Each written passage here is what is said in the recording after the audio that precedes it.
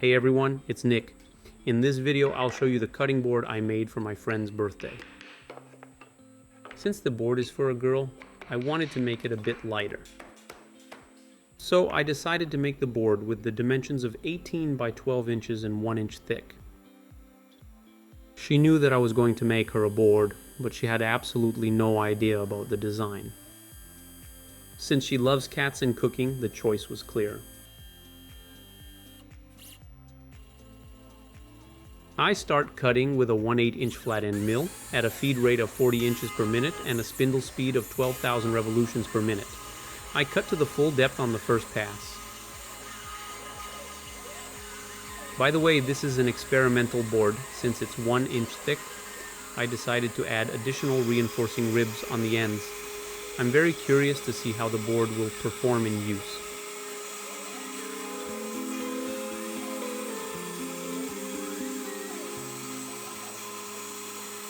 The second mill is 12.4 degrees with a feed rate of 30 inches per minute and the same spindle speed of 12,000 RPM.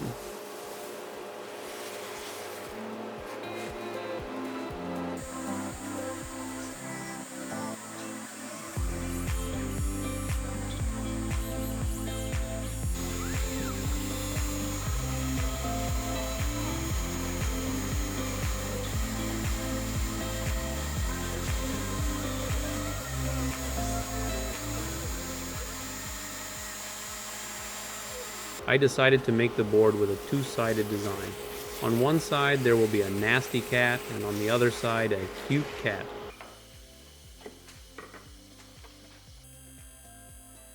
Time for the first inlay. It will be made of maple.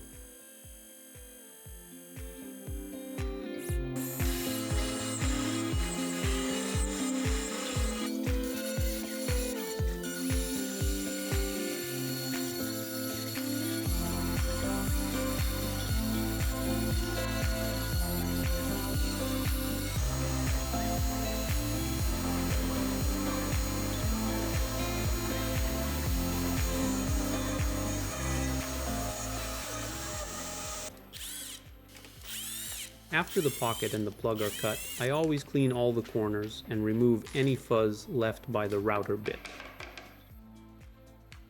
Also, before gluing, I always do a dry fit to make sure the inlay sits easily at the right depth without any extra resistance.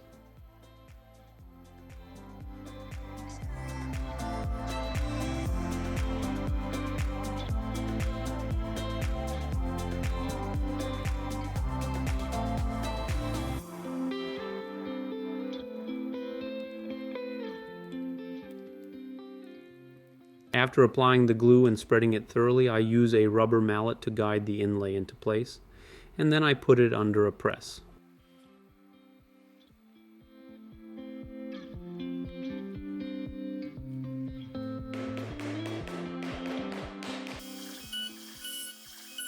My favorite time, procrastination time, and also time to check the quality of the inlay.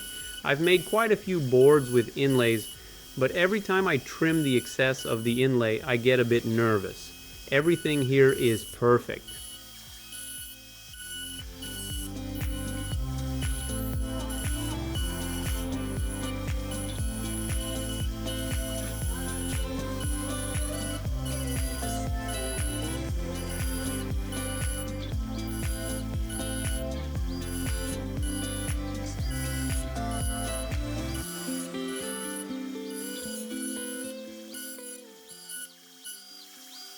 After I've sanded the first side with the inlay and made it flat, I start cutting the second side with the cute cat.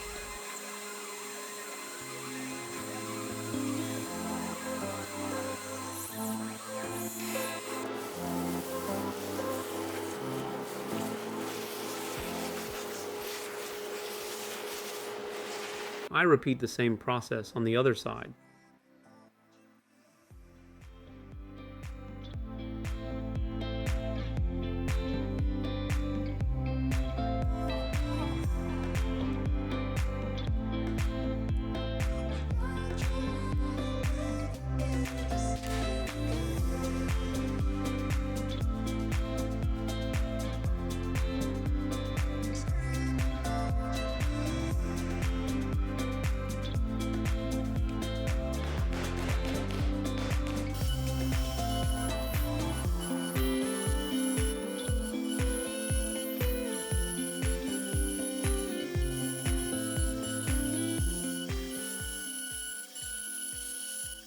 On this side, the inlay also fit perfectly.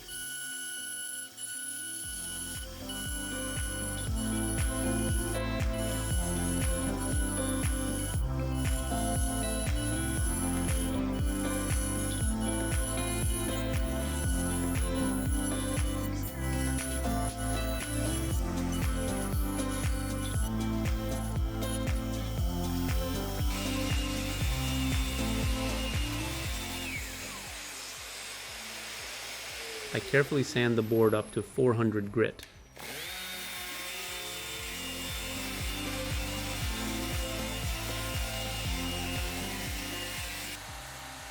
My favorite part of the process is applying mineral oil. Honestly, I've seen this hundreds of times, but every time I enjoy watching how the color of the wood changes.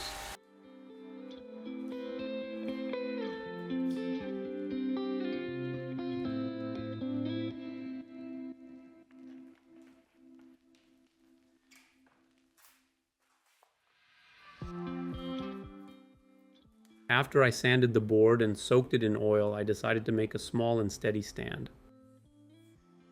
I start with the design, and it might seem that there's nothing complicated about this stand, just simple shapes and everything straightforward. However, in reality, I first designed several versions, made them, looked at their flaws, then corrected them, and in the video I show the final version that I like the most. I decided to combine plastic and wood. I personally really like the combination of walnut and white plastic. Of course, I'll print the plastic parts on a 3D printer.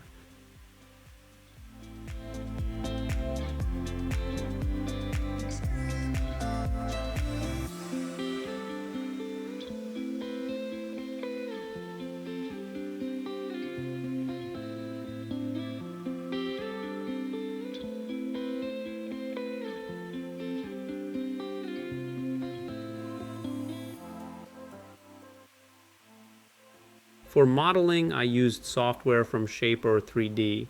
I like it because it's quite easy to use and it's, let's say, intuitively understandable.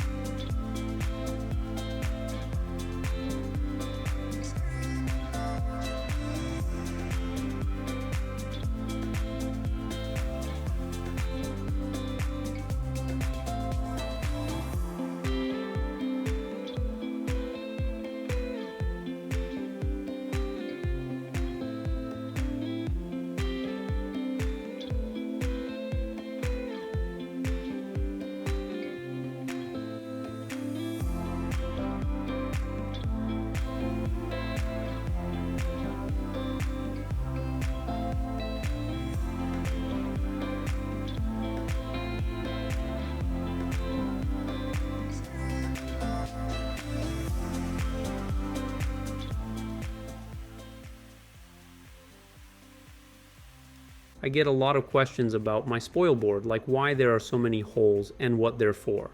Here's a clear example. You don't need to be tied to one corner. You can easily achieve a right angle in any convenient or necessary place.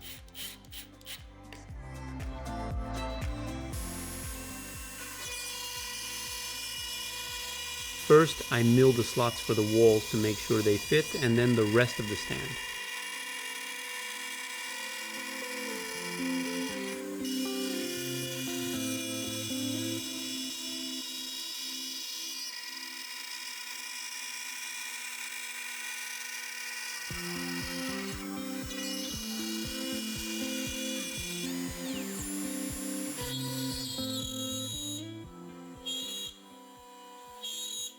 For 3D milling, I use a ball nose router bit with a diameter of 1/4 inch and a radius of 1/08 inch.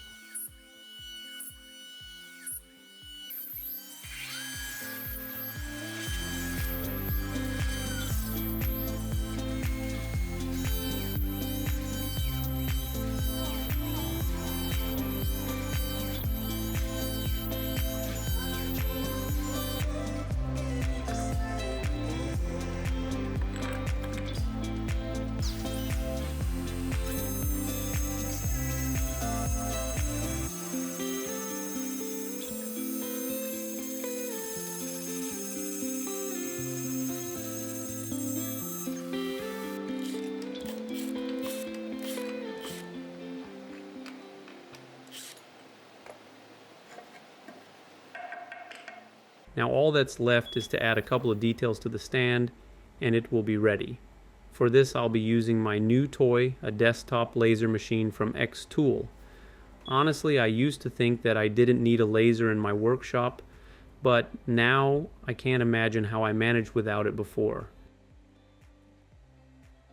Of course, I could have done this on a CNC, but the laser has a number of advantages. Firstly, I can engrave on the finished product. Secondly, I don't need to secure the item and worry that I'll damage it or that it will shift during the process. Thirdly, I'm almost unlimited in the resolution of engraving. With CNC, I would be limited by the size of the bit. Fourthly, I don't need to precisely hit the zeros. It's enough to just place the product and apply the design in the software. There are quite a few advantages, but let's stop at these 4 for now.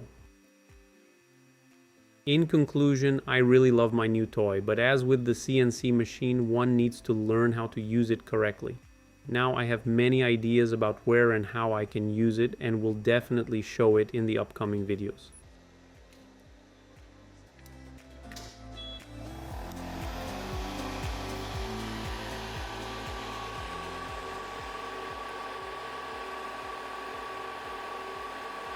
It's also so satisfying to watch the robot do all the work for you.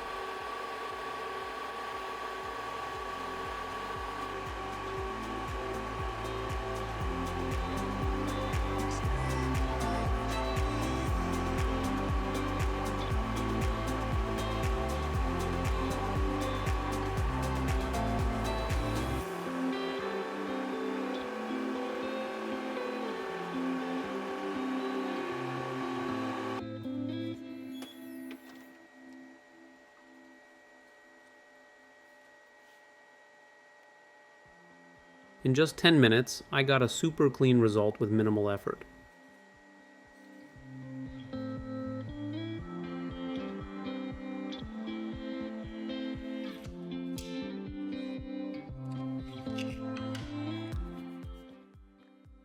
All that's left is to assemble it and test the board's stability. But in my experience, the stand is wide enough to hold it steady.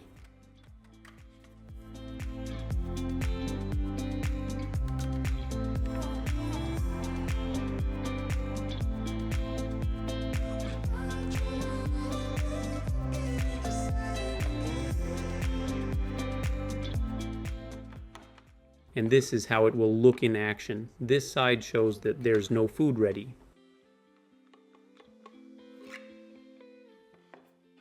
And this side indicates that the food is ready or there's something to eat. In general, you can choose the appropriate side depending on the situation.